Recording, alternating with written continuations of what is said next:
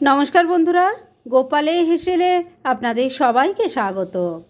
আজকে আমি সজনে ডাঁটা দিয়ে খুব কম সময় কম উপকরণে দারুণ টেস্টি একটা নিরামিষ রান্না করছি, যেটা গরম ভাতের সাথে খেতে কিন্তু ভীষণ ভালো লাগবে। তাই চলুন সময় নষ্ট না করে রান্নাটা করে ফেলি। আজকে সজনে ডাঁটা দিয়ে দারুণ সুস্বাদু একটা নিরামিষ রান্না করছি। তার জন্য এখানে ছোলার ডাল ভিজিয়ে রেখেছি। এখানে 1 কাপ পরিমাণ ছোলার ডাল আছে, আর এটা 3-4 ঘন্টা আগে ভিজিয়ে রেখেছিলাম। ছোলার ডালটা এবার বেটে নেব, সেজন্য মিক্সি জারের মধ্যে নিয়ে নিয়েছি। আর এর সাথে দিয়ে দিচ্ছি 2 কাঁচা লঙ্কা ফাটিয়ে দিলাম, সামান্য একটু জল দিয়ে দিচ্ছি। এবার এটা বেটে নিয়ে একটা মিহি পেস্ট তৈরি করে নিচ্ছি। ছোলার ডালটা ভালো করে বেটে নিয়ে একটা বড় বাটিতে ঢেলে দিয়েছি। এবার এর মধ্যে এক এক করে কিছু জিনিস দেব। প্রথমে দিয়ে দিচ্ছি অল্প হলুদের গুঁড়ো, অল্প একটু কাশ্মীরি মির্চ পাউডার দিয়ে দিলাম, অল্প একটু কালো জিরে দিয়ে দিলাম, স্বাদ মতো নুন দিয়ে দিচ্ছি। এবার সবকিছু খুব ভালো করে মিশিয়ে নিচ্ছি।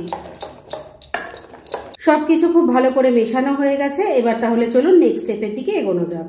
এবার মূল রান্না শুরু করছি। সেজন্য কড়াইয়ে সরষের তেল গরম করে নিয়েছি। এর মধ্যে ডাল বাটা থেকে ছোট ছোট করে ডালের বড়া তৈরি করে নিচ্ছি। প্রথম ব্যাচে ডালের বড়াগুলো ভাজার জন্য বসিয়ে দিয়েছি। এগুলোকে এবার মিডিয়াম ফ্লেমে রেখে উল্টে পাল্টে লাল লাল করে ভেজে নিচ্ছি।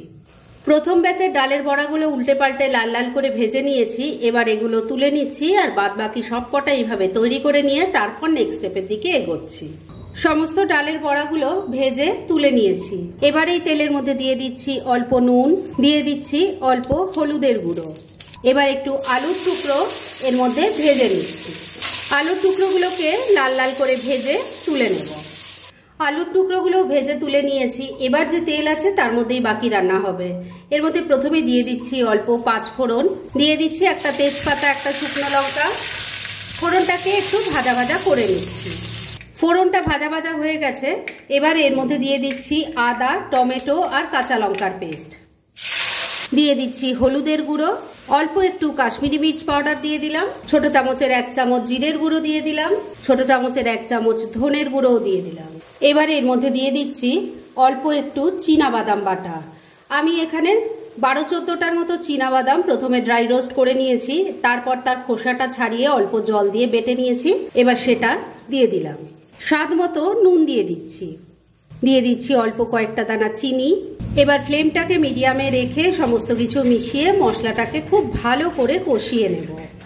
2-3 মিনিট সময় নিয়ে মশলাটাকে খুব ভালো করে কষিয়ে নিয়েছি। এবার এর মধ্যে কেটে রাখা সজনে ডাঁটা দিয়ে দিলাম। মশলার সাথে মিশিয়ে খুব ভালো করে কষিয়ে নেব। বন্ধুরা, আপনারা আমার রেসিপি দেখার সাথে সাথে আমার ফেসবুক পেজ গোপালের হেসেল, তাতেও ভিজিট করতে পারেন। ডেসক্রিপশন বক্সে লিংক দেওয়া আছে। মিনিট খানেক সময় নিয়ে মশলার সাথে সজনে ডাঁটাকে ভালো করে মিশিয়ে কষিয়ে নিয়েছি। সজনে ডাঁটা কিন্তু খুব বেশি ভাজাভাজি করতে যাবেন না, তাহলে আঁশটা বেরিয়ে যাবে আর খেতে একদম ভালো লাগবে না। এবার এর মধ্যে দিয়ে দিচ্ছি ভেজে রাখা আলুর টুকরো, এটাও মিশিয়ে নিচ্ছি। আলুর টুকরোগুলোকেও ভালো করে মিশিয়ে নিয়ে মিনিট খানেক রান্না করে নিয়েছি। এবার গ্রেভির জন্য জল দিয়ে দিচ্ছি। জলের পরিমাণটা কিন্তু একটু বেশি পড়বে, কেননা এটা হালকা ঝোলঝোল মতো হবে।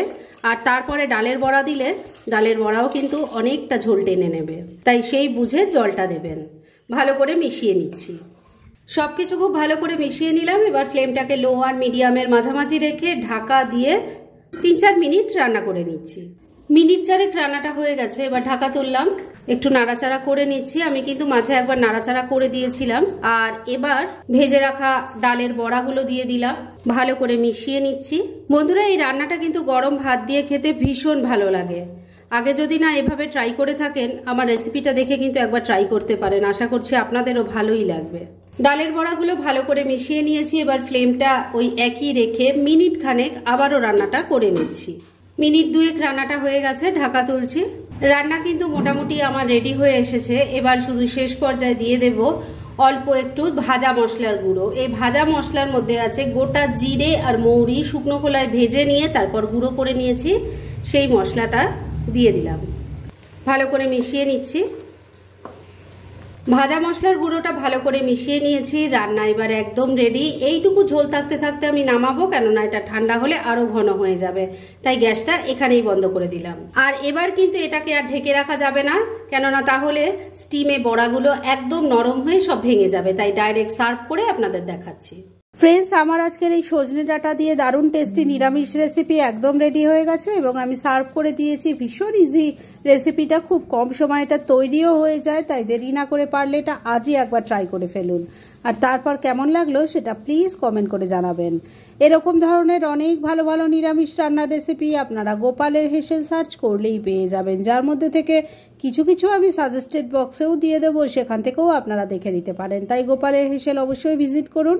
আর আপনারা কেমন ধরনের রেসিপি চাইছেন সেটাও কিন্তু আমাকে জানাতে পারেন। আমি চেষ্টা করব সেই সব রেসিপিগুলো আপনাদের সাথে শেয়ার করার।